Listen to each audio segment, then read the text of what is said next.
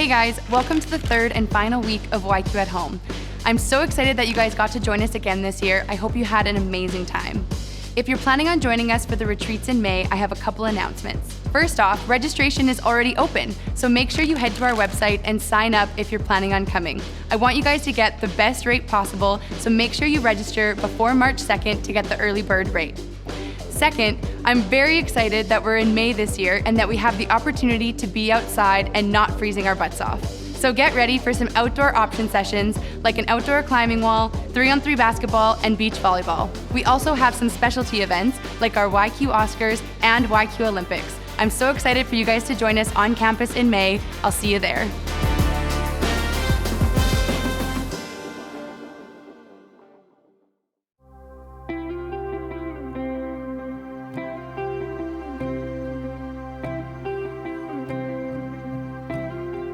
Lord, I confess that I've been a criminal. I've stolen your breath and sang my own song. And Lord, I confess that I'm far from innocent. These shackles I wear, oh, I bought on my own. Yeah. Scarlet sins at a crimson cost. You nailed my debt to that old rugged cross. An empty slate at the empty grave. Thank God that stone was rolled away. Lord, I confess I've been the prodigal, made for your house, but walked my own. And then Jesus came and tore down my prison walls. Death came to life when he called me by name. Scarlet sins had a crimson cost. You nailed my debt to that cross, an empty slate at the empty grave. Thank God that stone was rolled. Scarlet sins had a crimson cost. You nailed my debt to that old rugged cross, an empty slate at the empty grave. Thank God that stone was rolled.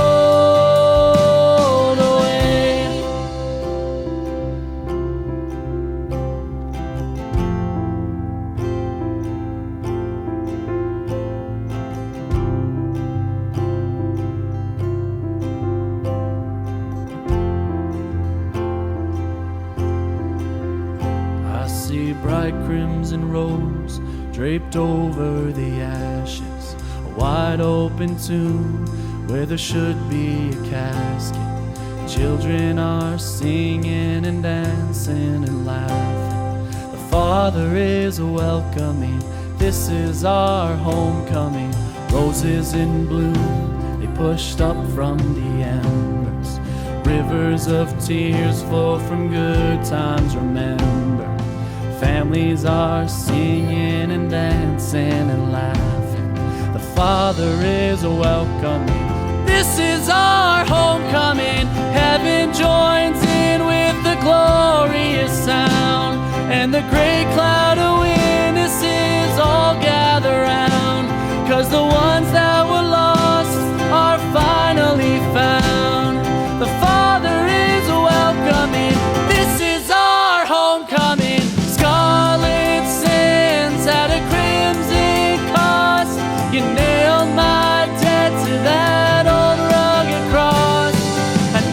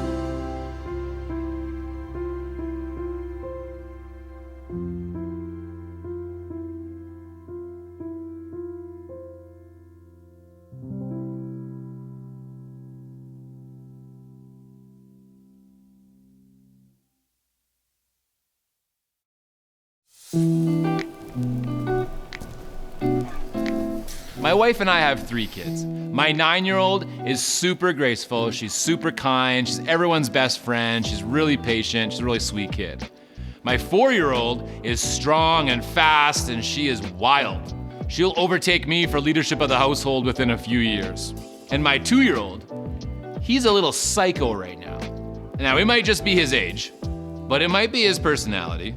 We bought a new minivan this summer, and the only person that loves that minivan more than I do is my 2-year-old son. And every time I open his door to get him out, he looks at me and says, "No," and runs across to the other side. And then I walk around to the other side, open that door, and he looks at me and says, "No," and runs the other side again. He's climbing on the console, he's honking the horn, he's spraying me with the windshield wiper fluid. He is so stubborn, he will not get out of that van. What I want to know is, how stubborn are you? On a scale of 1 to 10, tell me, how stubborn are you? I'm a 10, definitely. I tend to be very stubborn, and I don't like to be pushed around and people telling me what to do. I'm like a 2 amount of stubborn, I guess. It doesn't take much to persuade me to do something. I would say I'm a solid 7. I can get pretty stubborn at times. Usually when I don't want something to happen, or I don't want to do something, it usually doesn't happen, so definitely a 7. I'm a 10. I'll put everything on the line to be right, and I'm too argumentative with everything.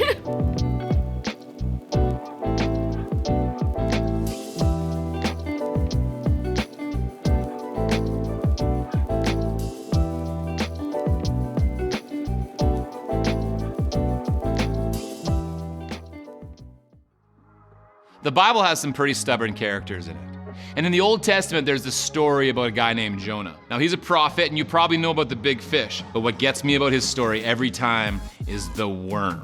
Now, the story starts, God comes up to Jonah and says, "Look, Jonah, I need you to go to Nineveh and tell these guys who are living like crazy animals that they need to calm down. Go there, tell them that they will be destroyed if they don't turn in their ways." And Jonah is like, "Yeah, sure." He starts packing his bags, he looks over his shoulder, and then he jumps on a boat and heads the opposite way to a town called Tarshish. Now, he never gets there. He talks to these sailors, and he's probably getting to know them. I assume he's like, "Hey guys, yeah, no, I'm going to Tarshish. Hey, do you guys have any place to sleep around here?" One guy's like, "Hey, I'll tell you exactly where to sleep. Downstairs, I'll show you my favorite napping hammock." So Jonah gets comfortable in this napping hammock, and so comfortable, maybe a little too comfortable, that he falls into a deep sleep, and he's got no idea what's going on. Like a dad at 8 p.m. with chaos going all around him, yet he's snoring on the couch. Jonah is asleep underneath the deck of this ship, and the sea around him is going crazy. God has sent a wild wind, and these sailors are freaked out. They're asking each other, "Who did this? Whose God is doing this to us? Why us?" They roll some dice, and somehow this dice tells them it's Jonah's fault. So they go find Jonah. They pull him up and then say, "Who are you? Why are you here? Why is this happening?" And he's like, "Yeah,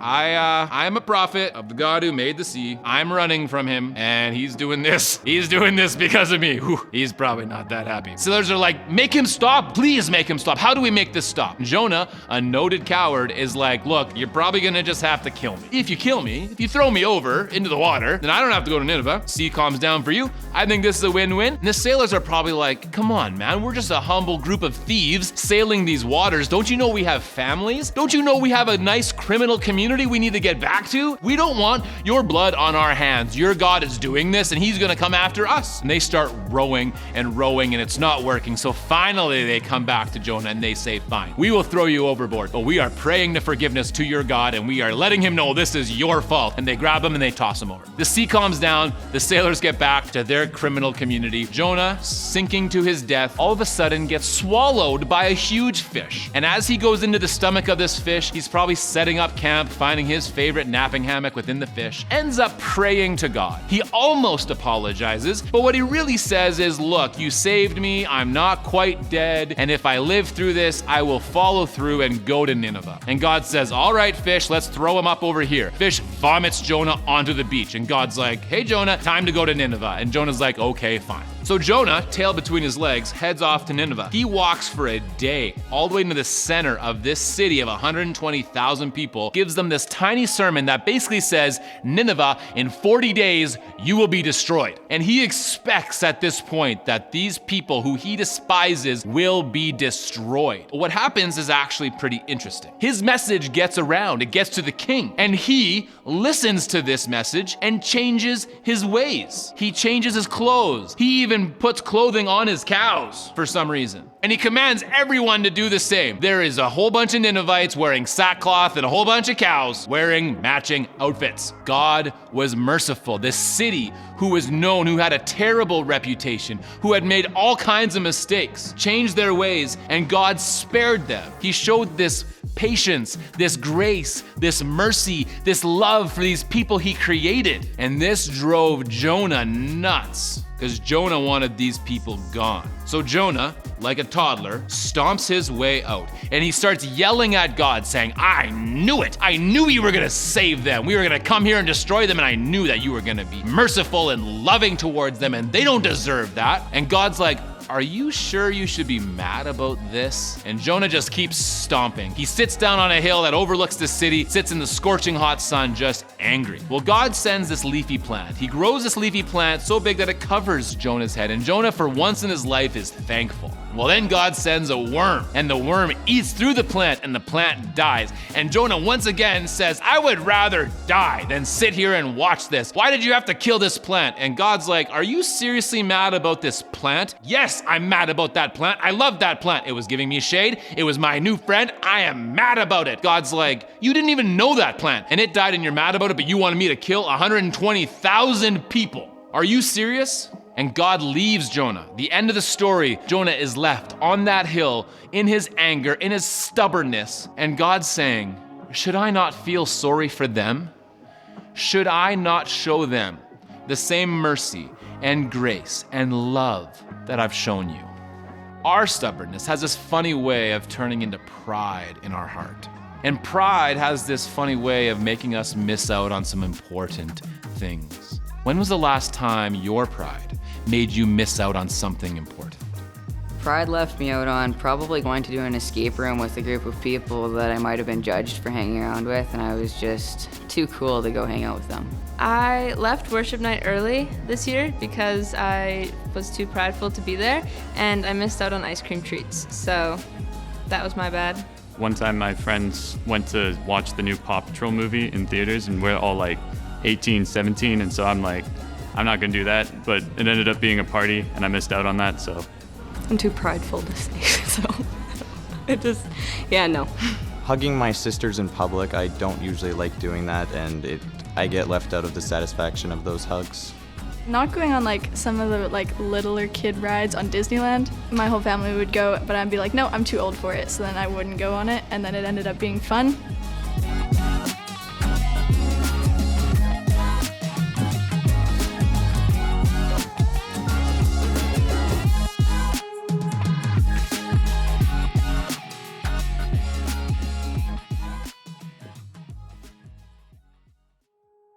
Our pride will sometimes make us miss out on these things. You know, in high school, my high school took this ski trip every year for grade 12s, and we looked forward to it for years. We were always told this is the greatest trip this school does, and we were so excited. We were all planning to go, and then one of my buddies said no, he wasn't gonna go. He wanted to buy something with his money. And we were like, what? You're never gonna get a chance to do this again. This is a trip of a lifetime. You gotta come. And at this point, I think he realized he had kind of made a mistake here, but he had already committed to what he wanted to buy. And so he doubled down, and he told us no, he wasn't coming. It would be better if he just bought this thing, and he stayed home. It still stands as one of the greatest trips of my life. And his decision left him on the outside of that experience. In Luke 15, at the end of the chapter, Jesus tells us this story about someone who is left on the outside looking in, who's left out of the party because of his stubbornness, because of his pride. And if you remember last week, we talked about the churchy guys and the sketchy dudes, and how the churchy guys came at Jesus and were asking him why he's hanging out with these sketchy dudes. And Jesus was like, let me tell you a story. And he actually told him 3 stories, and this is the 3rd one. The prodigal son, you probably know this one. And the start of it just goes like this. The younger son comes to the father and says, hey, I wish you were dead. I want my inheritance, give me my money. And the father, instead of reacting harshly, responds to him with grace, with mercy, with love, and says, okay, gives him his money. The younger brother goes and burns through all of it with wild living, it says, and becomes jealous of a pig at some point, and then realizes he should go back and apologize to his father. He realized his mistakes. He understood his reputation, and he ends up going back to the father, ready to apologize, just hoping for a job. And what happens? You know what happens. The father sees him coming from afar. He runs out to greet him. Before the son can even apologize, he hugs him. He puts a new robe on him. He puts the family ring back on him. And he starts this party because his son was dead. His son was gone. And his son is back. He is alive. He's come home. And this homecoming party is going to be wonderful. Well, in verse 25, the story continues. And in verse 25, the older brother comes home. And it says this: "Meanwhile, the older son was in the fields working. When he returned home, he heard music and dancing in the house. And he asked one of the servants, 'What is going on?' 'Your brother is back,' he was told, 'and your father has killed a fattened calf. We're celebrating because of his safe return.'" The staff at the house were excited. Music was started. They were dancing already, and this older brother, who had been working for the father, who had been doing as he was supposed to do after a long day's work, comes home and realizes his little brother, his idiot little brother who ruined the family, who was so selfish and left the family, is back. The older brother was angry and wouldn't go in. His father came out and begged him. But he replied, "All these years I've slaved for you, and I've never once refused to do a single thing you told me to do. And in all that time, you never gave me even one young goat for a feast with my friends. Yet when this son of yours comes back after squandering your money on prostitutes, you celebrate by killing the fattened calf." This guy's as angry as Jonah was. He sees the father being gracious, showing mercy, loving someone who doesn't deserve it. And he's angry, he's filled with jealousy, he's so stubborn about it. And I don't think he really gets the father's heart. He's talking as if everything he's done has earned him a place in the father's home. When we look at what Jesus teaches us, it's clear that we can't do anything to earn our place in the father's home. That place is offered freely because it's not about what you and I do. It's about how the Father loves us. How do you see the Father? Do you see the Father as someone who just expects you to do a lot of things, expects you not to do a lot of things, who you must make happy, who you must please? Or do you see the Father as someone who gives you this unwavering love and acceptance, this opportunity to admit your mistakes, this unending forgiveness, this love that extends way beyond who you are and what you've done?